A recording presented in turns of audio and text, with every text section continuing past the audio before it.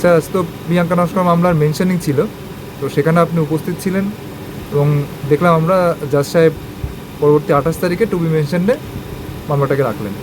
তো এই বিষয়ে আপনি 28 তারিখ সঙ্গে রেখেছেন, কিন্তু যেহেতু মূল অ্যাপিলেট বোর্ডের একটা টেকনিক্যাল প্রবলেম আছে, বোর্ডের যিনি লয়ার তার সমস্ত ফাইলগুলো 8 নম্বর রোল পোস্ট অফিসটিতে তার চেম্বারে রয়েছে, যে বাড়িটা কিনা একটা ফায়ার ইন্সিডেন্সের জন্য এখন টোটালি বন্ধ রয়েছে।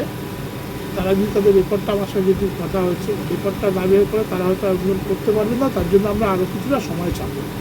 28 তারিখে মামলা ফিক্সড, মানে 28 তারিখ শুধু টুরিজেশনে রাখা হয়েছে, কবে থেকে মামলা শুনানি শুরু হবে তার জন্য। সুতরাং আমরা মনে করি যে মামলা আরও কিছুদিন বাদেই শুনানি করার মতো সুযোগ আমরা পাবো। স্যার 32,000 পরিবার তো আশঙ্কা করে এবং আপনার দিকে তাকিয়ে থাকে, তো আপনি তাদের উদ্দেশ্যে কী বার্তা দেবেন? 30,000 কেন, 60,000 কেন, 65,000 কেন, কোনো পরিবারের কোনো দুশ্চিন্তার বিষয় নেই। আপনাদের এসএসসি মামলার সঙ্গে এই প্রাইমারি মামলার কোনো মিল নেই। প্রাইমারি মামলা যথেষ্ট ভালো ভালো লয়ার আপনারা দিয়েছেন এবং সংখ্যায়ও অনেক লয়ার আছেন, তারা প্রত্যেকে তাদের যোগ্যতা অনুযায়ী করবেন এবং আমিও আমার মতো সাধ্যমতো চেষ্টা করব এবং আমি কনফিডেন্ট যে এই মামলা গ্রহণযোগ্য হবে কি না সেটাই আগে বিচার হবে।